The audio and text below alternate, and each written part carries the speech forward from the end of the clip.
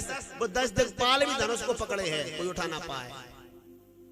और एक ही 12 माने जो 12 है भगवान है, वो भी धनुष को पकड़े हैं।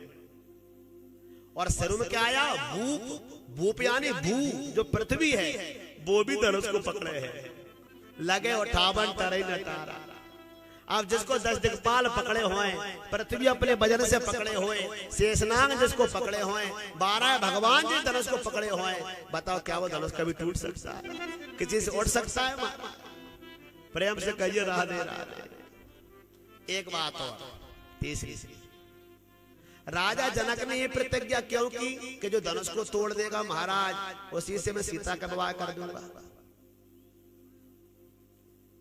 कुछ लोग कहते हैं कि सीता जी ने हाथ में ले लिया था धनुष, उन्होंने उठा दिया था इसलिए कह दिया। बोले जो कोई बात बनती है क्या? पर चाह कोई आके नहीं तोड़ देगा उसको, कोई भी तोड़ सकता है भैया। प्रेम से कहिए राधे राधे। जरूरी थोड़ी है कि राम जी तोड़े। जनक राजा ने बिना विचारे ऐसी प्रतिज्ञा कैसे कर ली कि जो धनुष को तोड़ देगा उसी से मेरी सीता ब्याही चली जाएगी? इसके पीछे भी एक कारण है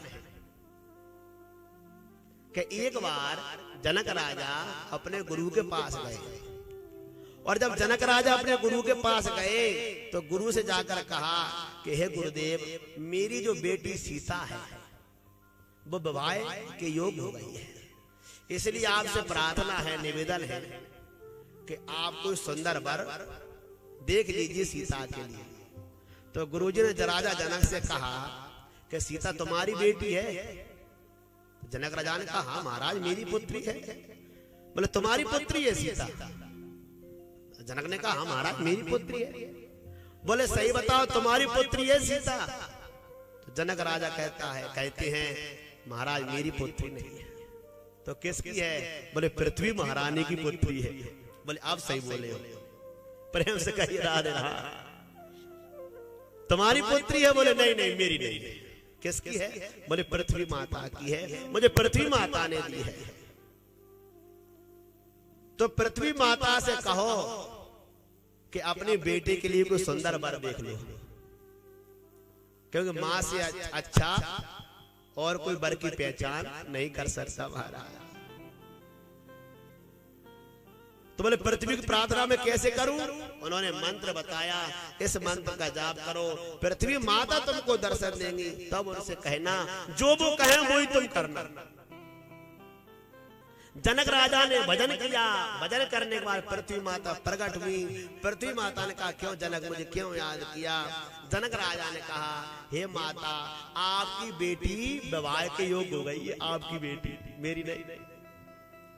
तो आप उन्हें कोई वर देख लीजिए। बोले वर तो मैंने देख लिया,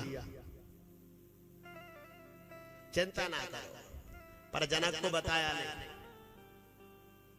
और तुम जो है धनुष यज्ञ रखना, तुम्हारे पास जो धनुष रखा हुआ है उसको चौकी पर रखना।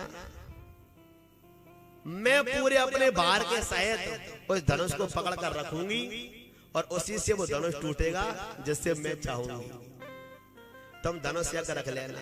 बोलो सियावर रामचंद्र भगवान की।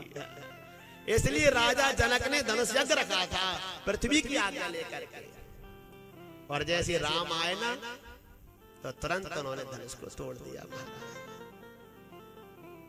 छुअत टूट रघुपति न दोष। फिर तो राम कथा अनंत है महाराज। इसलिए प्रतिज्ञा की थी धनुष के लिए महाराज। लेकिन कृष्ण कथा में भगवान का जन्म हुआ ना, तो कहते हैं किसी को कोई बात अच्छी सबको थोड़ी लगती है। कंस को मालूम पड़ गया। कंस ने कहा कि जो कन्या है 8वें गर्भ से कन्या नहीं हो सकती, वह तो पुत्र है लेकिन मुझे मालूम नहीं है। तो पूतना को बुलाया और पूतना ने आकर पूतना से कहा तुम जाओ और 6 महीने में जितने भी ब्रज में पुत्र उत्पन्न हुए हैं तुम सबको खा जाओ। पूतना लोग बाल अग्नि, बालकों को जो मारने वाली है वो बाल अग्नि होती है। पूतना ने कहा मैं कैसे जाऊंगी? बोले जरा तू ही सोच ले, तेरा मुंह तो बड़ा बुरा है, तो घर में कौन जाने देगा अपने में, तेरा डरावना चेहरा है।